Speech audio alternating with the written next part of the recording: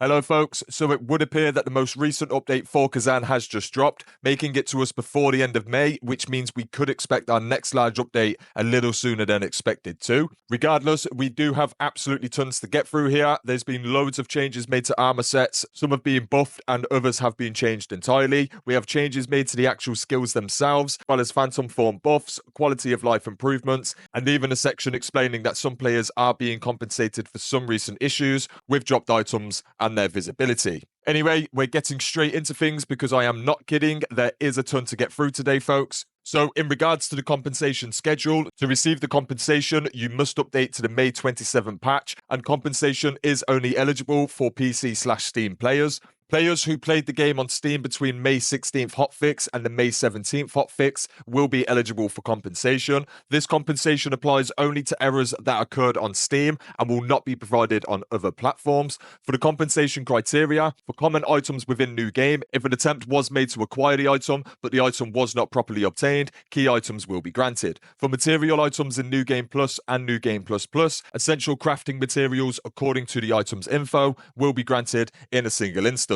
For recipe items regarding New Game Plus and New Game Plus Plus, items that are missing based on the current inventory and registered recipes will be provided. And then finally, for the Phantom Awakening items within New Game Plus and New Game Plus Plus, essential crafting materials according to the item info will be granted in a single instance. And for New Game, essential crafting materials according to the item's info will be granted in a single instance. For the compensation and eligibility criteria, I'm not reading all of this out. Instead, I'll read each title and hover over the section for a few moments before moving on. We have Netherworld Energy, Augment of Wisdom, Special Weapons Crafting Material Items, Special Weapon Crafting Recipe Items, Special Set Crafting Material Items, Phantom Awakening Items, Recipe Items, and then the treasure chest gear items, which would be 100,000 gold for New Game, 1 million gold for New Game Plus, and 3.5 million gold for New Game Plus Plus. Okay, so moving on to the actual patch notes themselves. In regards to the balance adjustments, some of the unpopular skills for each weapon have been rebalanced, and their descriptions have been partially revised or updated accordingly. We will cover the comments section here as it is quite brief. Please note the required skill points for learning certain skills have been changed, so all common skills have been reset. You can now reassign the reset skills as you'd like. For Phantom Form Death's Denial, the skill points required for unlocking the skill have now been reduced from 7 to 3. For Phantom Attack Havoc and Phantom Attack Charge, the Phantom Form gauge cost is reduced by 30% on skill use. For Phantom Form Extension, the skill points required for unlocking the skill have now been reduced from 5 to 1. The upgrade level cap has been increased from level 3 to level 5, and the Phantom Form duration has been updated to reflect additional levels. For the base and unlearned level, we have 20 seconds. For level 1, 25. For level 2, 30. For level 3, 35 seconds, level 4 is 45 seconds, and level 5 is 60. And then finally, for the Brutal Attack Phantom, the Phantom Form gauge cost is reduced by 70% on skill use. Coming up next, we have a ton of changes made specifically to all of the weapon skill trees. For all of our sakes, I'll not sit here and read all of this out. We will simply just scroll on by because I'm sure lots of people will be interested in different sections here. But as we can see, there are an awful lot of changes made, and I wouldn't even know where to start with testing all of these out.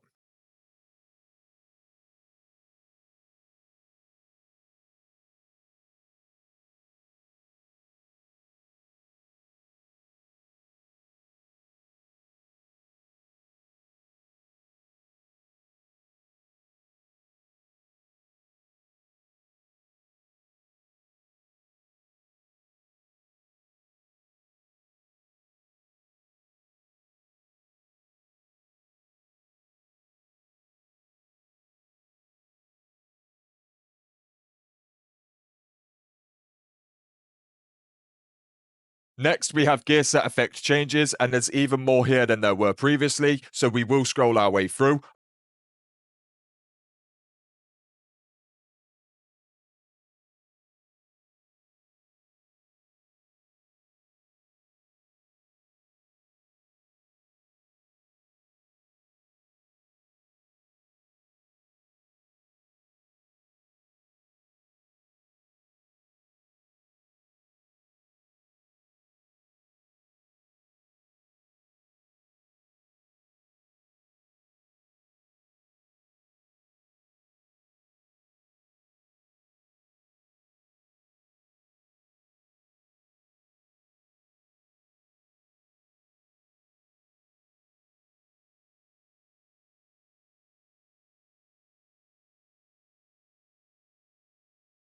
In regards to the other balance adjustments, in terms of mission difficulty, difficulty levels in certain segments of main and side missions have now been adjusted to reduce excessive challenge or aspects that got in the way of completing the missions. These changes aim to alleviate frustration in the problematic sections and allow smoother completion of missions through a broader range of strategies. In terms of the affected missions, we have Heinmach, Storm Pass, Embars, Naden, Aldevir, Vezar, Rebellion, Vitellon, and the Imperial Palace. And in terms of the side missions, we have Kaleido, Final Conquest, Last Command, and Birth of Evil.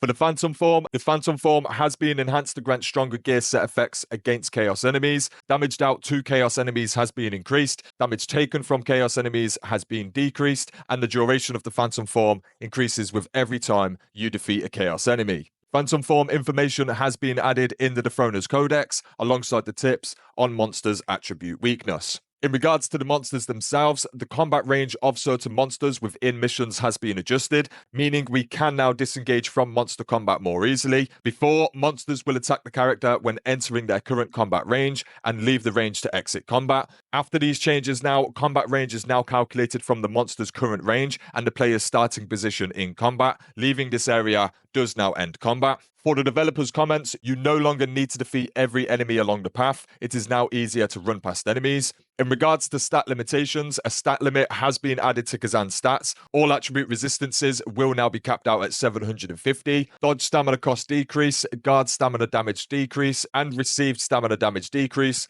have all been capped at 75%. The next screen will display the maximum upgrade values for each stat. The Encyclopedia attribute section will now include a guide on maximum values. On the status screen, cap stats will be highlighted in yellow, and in the upgrade stats preview, cap stats will also be highlighted in yellow. For the UI improvements, we have the dark or awkward lighting and colour tones across all mission areas have been improved, and comparing these two pictures with one another, we can see this is a very nice change. Now, in regards to quality of life enhancements, we do now have one of the most highly requested features, which is teleportation. You can now travel between Blade Nexus points within the same mission via the Blade Nexus. A teleport to Blade Nexus feature has been added to the Blade Nexus menu. Only active standard Blade Nexus are displayed in the teleport to Blade Nexus menu. Battered Blade Nexus and those located in the crevice will not be shown. The list does not display starting points without a Blade Nexus. Your current Blade Nexus will appear in the list, but cannot be selected for travel.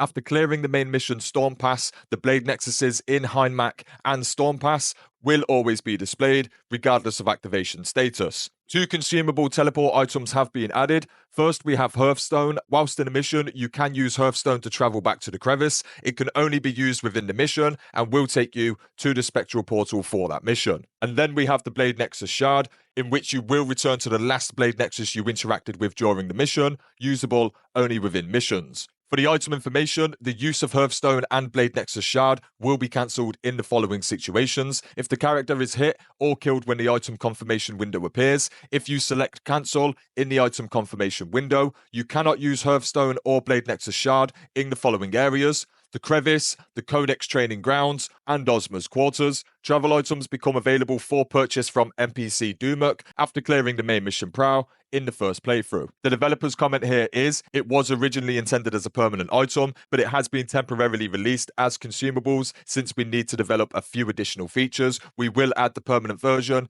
in a future update. For the boss battle retry, convenience has been improved for retrying bosses after their first defeat in each playthrough. When retrying a boss, you will now return to the crevice after clearing the mission, and the retry will now begin at the Spectral Portal of the cleared mission. For the training ground changes, we have item usability has been improved. 9 training items are now provided and auto-registered to shortcuts. These assigned shortcuts are the Neverstone, the Special Cleanse Potion, Large Spirit Ore, Vitality Sphere, Fire Enhancer, and Earth Enhancer. The unassigned shortcuts are the Water, Lightning, and Poison Enhancers. Improvements have been made to the training ground settings. The Ready State Restart Training has been changed to Change Training Grounds. In the Training State Restart Training has been changed to Summon Training Opponent, and the Training Settings function has been improved. Select Training Opponent is now merged into Set Training Opponent. The Auto Recovery label has been changed to Health Recovery. Select Training Grounds has been removed. The Training Summon Settings function has been improved. In Auto Summon, you can now set whether to auto summon the training target. Khazan resource settings have been added. For the configurable resources, health, stamina, spirit, and phantom form gauge recovery. Phantom Form Gauge recovery is unavailable until Phantom Form skills are acquired. You can now access the training grounds from the Throner's Codex. The training grounds UI readability has been improved. And finally, improvements have been made to the training grounds tutorial. A new mode has been added to allow the camera zooming in and out whilst outside of combat. Camera zoom is no longer available outside of the camera mode. Activate this feature by selecting camera mode from the main menu. And for new camera mode features, we have zoom in, zoom out, exit mode, and hide/unhide HUD. However, you will immediately exit the camera mode upon encountering combat-related actions, when hit by enemy attacks, when taking full damage, when guarding successfully, when Khazan successfully lands an attack on an enemy, when engaging in interactions, and upon successful interactions that do not require player control, e.g. death, lacrima gain, etc. For the miscellaneous, the restriction preventing interaction near monsters around Blade Nexus has been removed. In regards to the bug fixes, these are major bug fixes from this update that directly affect gameplay. The issue of intermittent freezing and crashing during combat with monsters has been fixed, as well as the issue with save data from the online demo version could not be loaded in the full game. During the side mission Final Conquest, defeating the boss without speaking to silence made it impossible to complete Khazan's memories. During the side mission Last Sentinel, falling below stairs at a specific spot would trap the player. Unfinished content within Khazan's memories appeared prematurely at the start of certain side missions. Using the skill Assault in Visor could cause terrain collision issues. Balerion in a boss battle would stop attacking if taking poison damage during a phase transition. Completing all phases of the final boss added a second defeat count to the Throner's Codex. Successful dodges with a dual-wield weapon would occasionally still result in getting hit. Using the dual-wield skill Gale Doom, followed by Brutal Attack, would occasionally reduce the character's health. Battle First effect did not apply to certain skills. Being hit by the Beast of Rampage monster in the Great Temple could push the character out of bounds, making it impossible to make progress. Certain Blade Nexus points in the Crevice Spectral Portal did not display correctly. Upgrade notifications continued from holding multiple Lacrima of circulation, even after fully completing the Spirit of Advocacy upgrade. Visual glitch made a Dragon Scale helm appear incorrectly when worn with Devourer's Pauldrons. Entry into the Ultimate Challenge was possible before completing the first playthrough under certain conditions. Boss monsters would occasionally remain still when starting a fight in the Great General's Crucible mode. Oh, how nice that would have been.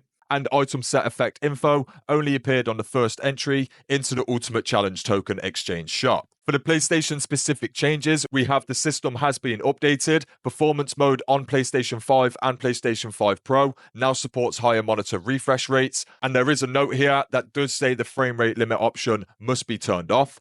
In terms of improvements, the path guidance in the side mission Transcendental Sword has been improved to be more intuitive. The controls and combo usability for the spear skill Assault Glide have been improved. The description of the spear skill Trance Liberation has been updated to add gain the ability to use trance after skills that do not consume fury, deals decreased damage compared to when chained after a fury skill. The description of the spear skill Eagle Wind Gale now reflex added effects based on status effect damage. Certain text has been revised for consistency in skill descriptions. The equipped skill HUD has been adjusted so that it would not be displayed before completing the skill tutorial. Some of the Phantom Form skills now display icons within the HUD. The environment visuals have been improved around certain Blade Nexus points within Storm Pass for easier navigation. The duration of the Ultimate Challenge result screen has been extended for better readability. And adjustment has been made to random text being displayed below the region name when entering the crevice. For the PC, an adjustment has been made to the audio/video desync issue in some environments when using windowed mode. And for PlayStation and Xbox specifically, an adjustment has been made to the audio and visual desync issue when switching screens during cinematics. We are constantly monitoring your feedback and will review and apply further improvements as quickly as possible. Thank you.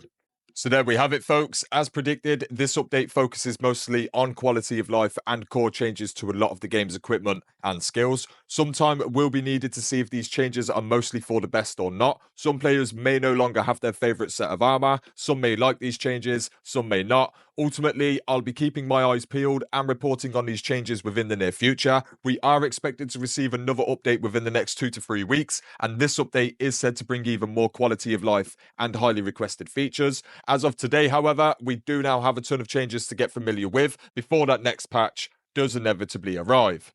That is it for this video, folks. I do have a range of guides and news videos on the channel, so do feel free to stop on by and check things out. Otherwise, thanks for watching, folks, and until next time, peace.